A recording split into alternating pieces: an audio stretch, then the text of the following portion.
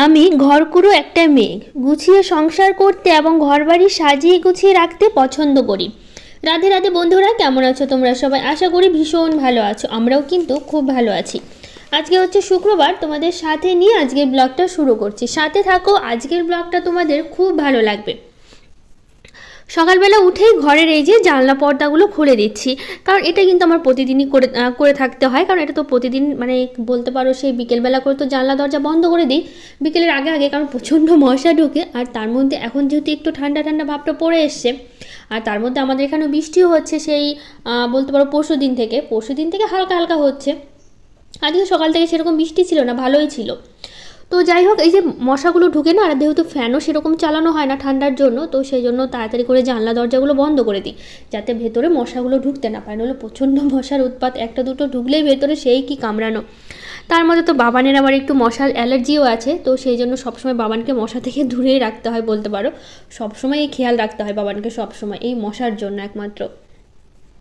তো যাই হোক, এই যে সকালবেলা এখন বাসি কাজকর্মগুলো করছি। কালকে মাথায় দিয়েছিলাম তেল, ওই রাত্রেবেলা দিয়েছি শোয়ার আগে আগে, এরকমই আমি করি। শোয়ার আগে আগে মাথায় তেল দিই, সারা রাত রাখি, পরের দিন স্নান করার সময় শ্যাম্পু করে নিই। এটা আমার সবসময় করি, কারণ সারাদিন তেল রাখতে আমার একদমই ভালো লাগে না। কিন্তু সকালবেলা করে যেহেতু স্নান করা হয়ে ওঠে না এখন, যেহেতু পুজো দিতে পারি না সেই জন্য, তো তার জন্য আর হচ্ছে সকালবেলা করে স্নানও হয় না, পরেও হয় মাঝে মধ্যে কোনো দিন সকালবেলা করছি, আবার দেরি করেই বেশিরভাগ সময়টা স্নান করা হচ্ছে। তো যাই হোক, এখন বিছানাটা গুছিয়ে নিচ্ছি, ঘর বাড়িগুলো একটু গুছিয়ে নিয়ে তারপরে কাজকর্মগুলো করব। আর জানো তো, আজকে আমাদের এখানে এত বৃষ্টি হয়েছে প্রচণ্ড। আজকে কি হয়েছিল, আজকে গেছিলাম সোনার দোকানে। ওই যে দাদার বিয়ে তো লেগেই গেছে, মানে চলেই আসলো, আর তো বেশি দিন নেই সময়।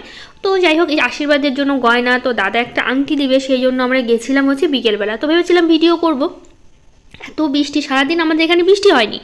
তো বাবা দাদা আসলো, যেহেতু আমার বাবার টোটো আছে, তোমাদের হয়তো এর আগে বলেছিলাম আমি। তো বাবা আবার নেবে একটা দরজাও নিবে, কারণ হচ্ছে আমার দাদার জন্য তো এর আগে ভিডিওতে দেখেছিলাম একটা ঘর করা হয়েছে আলাদা করে। তো যে নতুন ওটা করা হয়েছে ঘরটা, তো যেহেতু ঘরে এখনও দরজা লাগানো হয়নি, আর তো বিয়ের আগে তো লাগাতেই হবে। তো ভেবেছিল বাবা তাহলে আজকে টোটো নিয়ে আসবে, গাজলে যেহেতু যেতে হবে, সোনার দোকান গাজলেই, তো ওখান থেকে সোনার জিনিস নেবো আর হচ্ছে দরজা নিয়ে চলে আসবো। তো সেই হিসেবে বাবাও এসছে, দাদাও এসছে। বাবান তো স্কুলে গেছে, মানে যাবে আর কি। তো যাই হোক, তো বাবানের বাবা বললো যাতে ওরা চলে আসে বিকেলবেলা, আমরা হচ্ছে গিয়ে দেখা করে নেবো গাজলে, মানে আমিও যাবো, বাবানের বাবা ওই টাইমে চলে আসবে স্কুল থেকে, আর ওই টাইমে বাবানেরও ছুটি হয়ে যাবে স্কুল, একই টাইমে নিয়ে আমরা দোকানে ঢুকবো একসাথে, আর দরজাটাও পছন্দ করা হয়ে যাবে, একই সাথে সব কিছু হয়ে যাবে। আমার বাবা আসলো, আসার বেরোনোর যখন আমরা বেরোবো তখন হালকা একটু দু এক ফোঁটা বৃষ্টি পড়া শুরু হলো। আমরা গাজলের দিকে যত যাচ্ছি এত বৃষ্টি, মানে এক টানা বৃষ্টি হয়েছে, মানে ধরো 5 মিনিট বা 10 মিনিটের জন্য যে থামবে বৃষ্টিটা, সেটা একদমই থামেনি।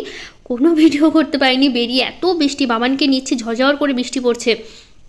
বাবানকে নিয়ে টোটোতে বসেছিলাম, 10 মিনিটের জন্য বসে থাকতে হয়েছিল। বাবানের বাবার একটু দেরি হয়েছিল, ওই 4টার দিকেই এসছে বাবানের বাবা আসলো। তো এখন আর সেই কী করবো, তারপরে এখন সেই বৃষ্টিতে করে টোটোতে করে, বাবানের বাবা তো বাইক নিয়ে গেছিল স্কুলে, তো গাজলে বাইকটা রেখে সেই একই টোটোতে আমরা মানে আমি, বাবানের বাবা, আমার দাদা, বাবান আর বাবা টোটো চালাচ্ছিল, একসাথে আমরা গেলাম সোনার দোকানে। তো যাই হোক, ওই বৃষ্টির মধ্যে কোনো রকম ভিডিও করতে প্রচণ্ড সমস্যা হচ্ছিল, যে ফোন বের করে একটু ভিডিও করবো, এই বৃষ্টির মধ্যে এত বাজে লাগছিল। আর এত মানে সে মুষলধারে বৃষ্টি, সেরকম বৃষ্টি হচ্ছে আমাদের এখানে সেই সারাটা রাত বলতে পারো। সকাল পরের দিন, আজকে যেহেতু শুক্রবার, বিকেল থেকে শুরু হলো বৃষ্টি, সারা রাত তারপরের দিন সকাল পর্যন্ত একটানা বৃষ্টি হয়েছে, এত বৃষ্টি হয়েছে আমাদের এদিকে। তো তোমাদের ওইদিকে হয়েছে কিনা অবশ্যই কিন্তু জানিও কমেন্ট করে। তো যাই হোক, সেই কি বলবো, সেই তারপরে হচ্ছে আশীর্বাদের জন্য যেহেতু মঙ্গলসূত্র দেবে বাবা বলেছে আশীর্বাদে, তো সেই জন্য মঙ্গলসূত্র বানাতে দেওয়া হলো। তারপরে হচ্ছে দাদা যেহেতু একটা আংটি দেবে, তো সেই জন্য আংটি বানাতে দেওয়া হলো। তো কী করবো, ওভাবেই বানাতে দিলাম, বৃষ্টির মধ্যে কিছু করার ছিল না। তো বানাতে দিলাম, ওইদিকে সব রাত হয়ে যাচ্ছিলো, তো ওখানে মঙ্গলসূত্র আর আংটি বানাতে দিয়ে তারপর ভাবলাম যে দরজা নেওয়া হয়নি, কারণ তো জানোই যে আমাদের ঘরে যে দরজাগুলো আছে এগুলো তো বোর্ডের না কিসের হয় আমি ঠিক জানি না, এগুলো তো জল পেলে একদম নষ্ট হয়ে যাবে। আর তো একটানা বৃষ্টি হয়েছে, তো সেই জন্য দরজা নেওয়ার হলো না, বাড়ি চলে আসলাম। এখন আর কিছু করার ছিল না, রাত হয়ে গেছিলো অবশ্য, কিন্তু বৃষ্টি না হলে দরজা নিয়ে বাবা চলে যেত বাড়ি, কিন্তু ওই যে বৃষ্টির জন্য আর হচ্ছে দরজাটা নিতে পারিনি। ওগুলো দরজায় তো জল পড়লে নষ্ট হয়ে যায়। তো বাবানের বাবা বললো আজকে থাক, কালকে যদি বৃষ্টি না থাকে তাহলে কালকে বাবাকে আসতে বললো। তাহলে বাবানের বাবা বললো কালকে তো আমার ছুটি হয়ে যায় তাড়াতাড়ি, যেহেতু 2টার মধ্যে স্কুল, শনিবার পরের দিন, তো সেই টাইমে যাতে এসে ওই টাইমে আসে, বাবানের বাবা তখন একসাথে কিনে দেবে। আর বাবা যা কিছু করে না কেন, বাবানের বাবা ছাড়া কিন্তু কিছু করে না।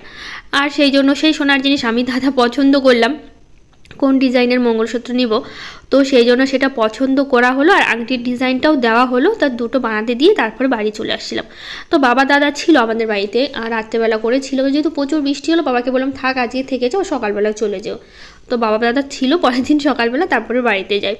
তো যাই হোক, এটা বিকেলের গল্প করলাম, যেটা কারণ ওটা ভিডিও করা হয়নি, তো ভাবলাম তোমাদের সাথে কী কী হলো ঘটনাটা শেয়ার করি। তো এই জন্য আর সেরকমভাবে কিছু করা হয়নি। তো যাই হোক, যখন আনতে যাব সেদিন অবশ্যই তোমাদের দেখাবো কেমন ডিজাইনের নেওয়া হলো মঙ্গলসূত্র। আবার তার মধ্যে বিয়ের কার্ডও মানে দেওয়া হয়েছিল, বিয়ের কার্ড। তো সেটাও মানে আজকেই আনতে যাওয়ার কথা ছিল। তো এইদিকে বৃষ্টির জন্য আর ওইদিকে আর দোকানে যাওয়া হয়নি, কারণ আমাদের সব কিছু গাজল থেকেই বলতে পারো। আর গাজলটা খুব একটা দূরে নয় আমাদের বাড়ি থেকে, আমাদের যা কিছু সব কিছু গাজলেই বলতে পারো যেতে হয়। তো সেই জন্য হচ্ছে আর বিয়ের কার্ডও নেওয়া হয়নি। তো বাবা বললো থাক, কালকে আমি স্কুল থেকে আসার সময় নিয়ে নেবো, আজকে আর বৃষ্টির মধ্যে আজ কোথাও যেতে ইচ্ছে করছে না। আর পুরো ভিজে গেছি, যতই টোটোতে হোক। আর বাবার আবার টোটোতে কী বলো তো, সাইডে যে কাপড় থাকে না, মানে টোটো আটকানোর জন্য, ঘেরার জন্য, ওই কাপড়গুলো আবার ছিল না বাবার টোটোতে।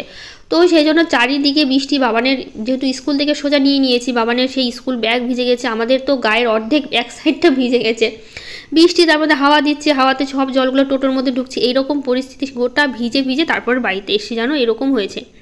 তো যাই হোক, এদিকে সব কাজগুলো করলাম আর ফ্রিজটাও অনেক দিন ধরে পরিষ্কার করা হচ্ছিল না, তো ভাবলাম আজকে ফ্রিজটা পরিষ্কার করি। তো যাই হোক, আমি যেভাবে ফ্রিজ পরিষ্কার করি সেভাবেই তোমাদের সাথে শেয়ার করছি। অবশ্যই কিন্তু জানিও, আমি আসলে জানি না ঠিক ফ্রিজ কীভাবে পরিষ্কার করতে হয়, তো যেভাবে করি সেভাবে তোমাদের সাথে শেয়ার করছি। আর যাই হোক, তোমরা কিন্তু অবশ্যই জানিও যে এটা এভাবেই করে বা অন্যভাবে করলে ভালো হয়, তো তোমরা সেটা জানিও। তো ফ্রিজের মধ্যে যা যা ছিল সব কিছু বের করে নিয়েছি। এখন এই যে ভেজা কাপড়টা দিয়ে ফ্রিজটা, মানে এইদিকে ফ্রিজটা কিন্তু আমি বন্ধ করে দিয়েছি আগে থেকে। আর এদিকে বাবান কিন্তু এই যে কার্টুন দেখছে আর আমি এদিকে ফ্রিজ পরিষ্কার করছি। যেহেতু হাতে অনেকটা সময় ছিল, তো ভাবলাম সকালই করে নিই, যেহেতু সকালবেলায় ওঠা হয়েছে আর রান্না করতে অনেকটা বেশি সময় লাগবে না, তাড়াতাড়ি করে নেব সেই জন্য। তো এইদিকে বাবান টিভি দেখছে, এইদিকে আমি ফ্রিজ পরিষ্কার করছি। আর এভাবেই পরিষ্কার করি সবসময়, কাপড়টা মানে এগুলো বের করে নিই ভেতর থেকে। তারপর হচ্ছে কাপড়টা একটা ভালো করে, শুকনো কাপড় ভালো করে ভিজিয়ে ভালো করে চিপে নিয়ে তারপরে এইভাবে ঘষে পরিষ্কার করি। আর যেগুলো ভেতরে জিনিস থাকে ওগুলো বাইরে নিয়ে যাব, ওগুলো আবার পরিষ্কার করব, মানে সাবান দিয়ে ঘষে মানে সেরকম জোরে না, হালকা একটু ঘষে, না দাগ পড়ে যেতে পারে, ঘষে পরিষ্কার করতে হবে। তো যাই হোক, এদিকে ফ্রিজটা ভেতরটাকে পরিষ্কার করলাম, তারপরে ভাবলাম এইদিকে করি। আর এইদিকে দেখো বাবানের টিভি দেখার কি, এই যে মোগলি কার্টুনগুলো, এটা আমি অনেক দিন আগে থেকেই দেখছি। বাবান যখন খুবই ছোট ছিল এই কার্টুনটা বাবান খুবই পছন্দ করতো, এখনও পছন্দ করে, এখনও দেখে। আমারও ভীষণ ভালো লাগে এই কার্টুনটা দেখতে। মোগলির একটা সিনেমা আমি দেখেছিলাম, মানে একটা সিনেমাও বেরিয়েছিল, ভীষণ পছন্দের আর কি, মানে বাচ্চাদের হলেও কিন্তু বড়রাও দেখে, আমার বেশ ভালো লাগে মোগলি কার্টুনটা দেখতে। অনেক ধরনের কার্টুন আছে যেগুলো আমি দেখি অনেক সময় বাবানের সাথে বসে। তো যাই হোক, এইদিকে ফ্রিজটা মোটামুটি পরিষ্কার হয়ে গেল। এখন এগুলো নিয়ে চলে গেলাম বাইরে, নিয়ে আসার পর তারপরে এই যে সাবান দিয়ে ভালো করে হালকা একটু ঘষে পরিষ্কার করছি। তো এগুলো ভালো করে মেজে নেব, নিয়ে তারপরে হচ্ছে জল ঝরতে রেখে দেবো। জলটা ঝরবার ঘরটা আবার পরিষ্কার করতে হবে, কারণ কি বলো তো, ওই যে একটু চিপে ফ্রিজটা পরিষ্কার করলাম না, আর 2-1 ফোঁটা জলও পড়েছে নিচে, আর তার মধ্যে সবজি টুবজিগুলো রাখা হয়েছে, নিচটা একটু নোংরাও হয়েছে। তো ভাবলাম এই দিকটা আগে মেজে নিই, তাহলে এই দিকটা জল ঝরতে ওইদিকে আমার হচ্ছে ঘরটাও পরিষ্কার করা হয়ে যাবে। তো সেই জন্য ওটাই করলাম। তো এইদিকে আমার মোটামুটি একদমই পরিষ্কার হয়ে গেছে প্রায়, শুধু এইটা বাকি আছে, এটা করলেই হয়ে যাবে। তো সবজিগুলো সব বের করে নিয়েছি, সবজিগুলো বেশিরভাগ আমি প্লাস্টিকের মধ্যেই রাখি, এতে বেশ ভালো থাকে সবজিটা, তো সেই জন্য। তো এইদিকে দেখো ধুয়ে আপাতত এখানেই রাখছি, জলটাও ঝরুক, তারপরে মানে ভেতরেই রাখবো, ওই যে সামনে যে দরজার সামনেটা আছে ওখানে রাখবো। তো যাই হোক, আগের দিন ব্লগে কিছু দিদিভাইরা কমেন্ট করেছে, সেই কমেন্টগুলো পড়ে নিই। SM সিম্পল হাউসওয়াইফ থেকে দিদিভাই বলেছে, তোমার কথা বলা, তোমার ভিডিও আমার খুব ভালো লাগে, অনেক দিন পর আবারও দেখে নিলাম ফুল ভিডিওটা। থ্যাংক ইউ দিদিভাই, এভাবে পাশে দেখো আর ভালোবাসা দিও। দেখো বাবান কার্টুন দেখতে শুয়ে পড়েছে। তো যাই হোক, এদিকে সব কিছু করে নিয়েছি, ভাবলাম তাহলে সবজিগুলো আগে প্লাস্টিকের মধ্যে ভরে নিই, তারপরে ঘরটা মুছে নিই, তাহলে সবজিগুলো এদিকে পরিষ্কারও থাকবে, নাহলে সবজিগুলো মোছার পরে আবার বার করলে কী হবে বলো তো, আবার সেই নোংরা হবে। তো সেই জন্য সবজিগুলো সব প্লাস্টিকে ভরলাম, তারপরে এখন মুছে নিচ্ছি। এই যে দেখো সবজির যে চোচাগুলো আছে ওগুলো কিছু একটা পড়েছে, নোংরাগুলো পড়েছে, আবার তার মধ্যে এখানে যে ফ্রিজটা মোছার সময় 2-1 ফোঁটা জলও পড়েছিল। আর এগুলো তো জল শুকানোর তো নেই, জল শুকাবে না যতক্ষণ মুছে না নেব। তো এটা মুছে নিয়ে কিছুক্ষণ ফ্যান চালিয়ে দিচ্ছি, দেখো ফ্যান চলছে। তো যাই হোক, এদিকে ফ্যান চলছে, তো ঘরটাও তাড়াতাড়ি কিন্তু শুকিয়ে যাবে, খুব একটা সময় লাগবে না। তো যাই হোক, এদিকে ঘরটাও শুকিয়ে গেছিলো, তারপরে নিয়ে নিচ্ছি এগুলো এখন ঘরে, এখানে দিয়েছিলাম জলটা ঝরতে, তো নিয়ে রাখছি, যাতে হচ্ছে মানে জল শুকিয়ে গেছিলো তো বাইরে, তো নিয়ে রাখলাম। এখন সবটা ফ্রিজের মধ্যে এখন একটা করে সেট করে নেব।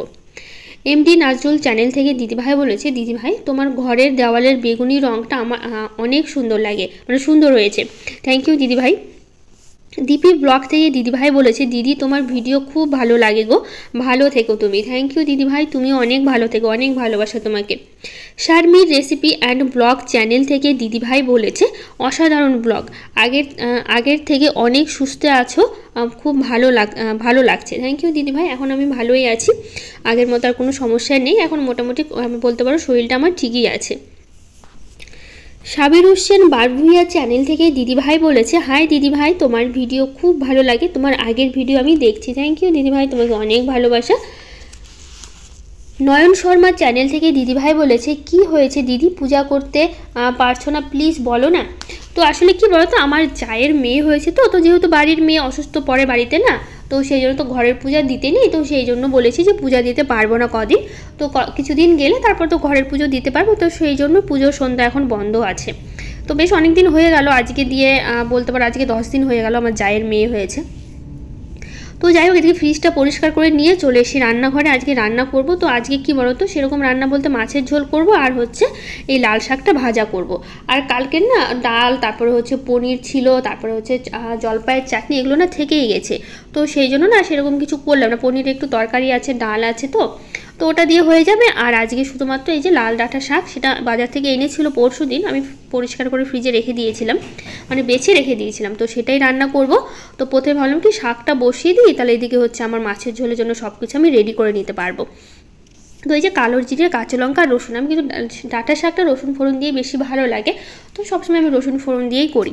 তো কালো জিরে দিয়েছি, কাঁচা লঙ্কা, রসুন ফোড়ন দিয়ে শাকটা করছি, লবণ দিয়েছি, এখন ঢাকা দিয়ে রেখে দেবো, তাহলে কিন্তু শাক থেকে জল উঠে পুরো সেদ্ধ হয়ে যাবে। আর ওইদিকে কিন্তু আমি ভাতটাও বসিয়ে দিয়েছি। তো আজকে মাছের ঝোলটা একটু কচু দিয়ে করবো, কচুটা বেশ অনেক দিন আগেই এনেছিল বাবানের বাবা, বলতে পারো 10 দিন হয়ে গেল, কিন্তু রান্না করবো করে করা হয় না, আমার খুব একটা ভালো লাগে না কচু, আর তার মধ্যে এখন ঠান্ডা পড়ে যাচ্ছে না, এখন কচু খেতে খুব একটা ভালো লাগে না। তো বাবানের বাবা খুব পছন্দ কচু, তো ভাবলাম তাহলে আজকে কচু দিয়ে করে দিই, ওনার পছন্দ, তার মধ্যে বলছিল অনেক দিন ধরে, কিন্তু আমার পছন্দ না দেখে আমি আর করা হয়ে ওঠে না, তো ভাবলাম আজকে করেই দিই। তো সেই জন্য হচ্ছে কচু আলু দিয়ে আজকে মাছের ঝোলটা করব। তো এদিকে শাকটা আমার দেখো হয়ে গেছে, শাকটা নামিয়ে নিয়ে মাছের ঝোলটা বসিয়ে দেবো। তো শাকটা তুলে নিই, বেশ অনেকটাই হয়েছে, আর শাক প্রথমে মনে হয় অনেকটা, কিন্তু ভাজতে ভাজতে তো তখন একদমই কমে যায়, তো সেই জন্য এখন তবু এটা অনেকটাই আর খেতে গেলে।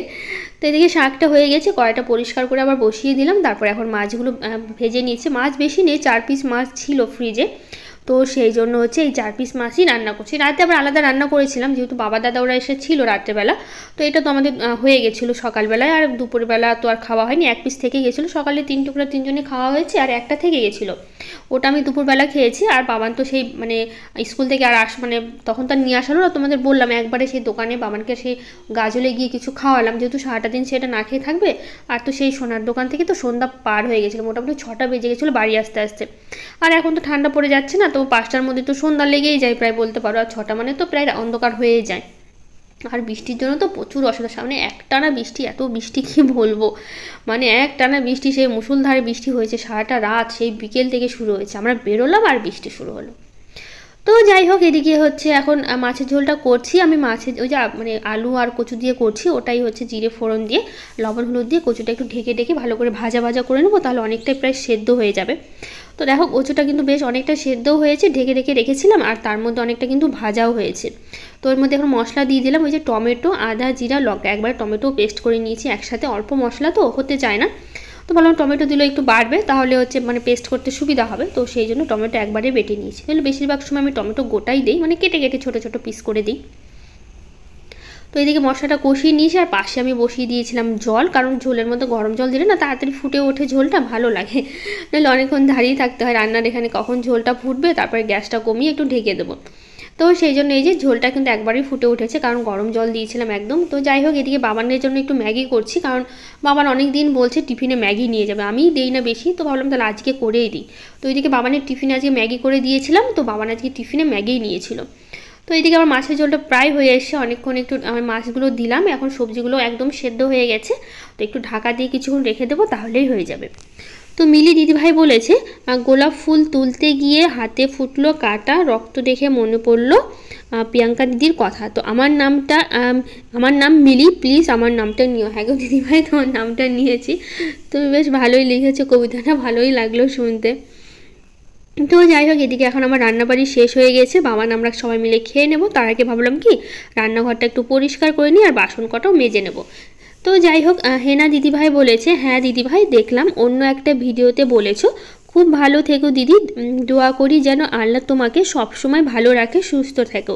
থ্যাংক ইউ দিদিভাই এতটা ভালোবাসা দেওয়ার জন্য আর প্রার্থনা করার জন্য, তোমাকে অনেক অনেক ভালোবাসা। তোমাকে এভাবে তোমরা এত এত ভালোবাসা দাও, আমার ভালো মানে খেয়াল রাখো বলতে পারো, ভালো আমার জিজ্ঞেস করো শরীর কেমন আছে, ভালো মন্দ জিজ্ঞেস করো, আমার ভীষণ ভালো লাগে। মানে এতটা ভালোবাসা পাবো সত্যি আমি কোনোদিনও আশা করিনি তোমাদের থেকে। তোমাদেরকে অনেক ভালোবাসা আমার তরফ থেকে, তোমরা অনেক অনেক ভালো থাকো।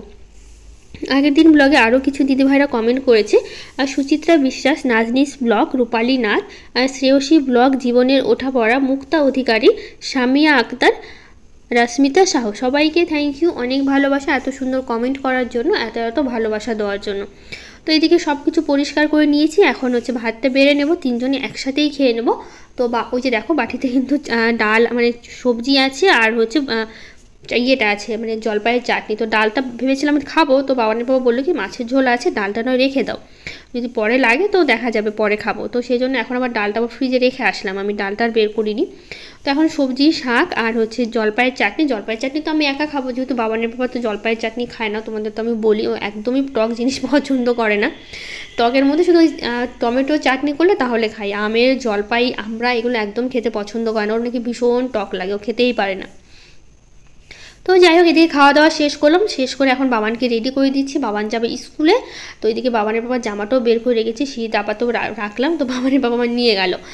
তো যাই হোক, এদিকে বাবানের মোজাটা জুতাটা পরিয়ে দিচ্ছি, কারণ টাইট তো মোজাটা, আর জুতাটাও পরতে পারে না, মানে জুতা পরতে পারলেও ফিতে পারতে পারে না বাবান।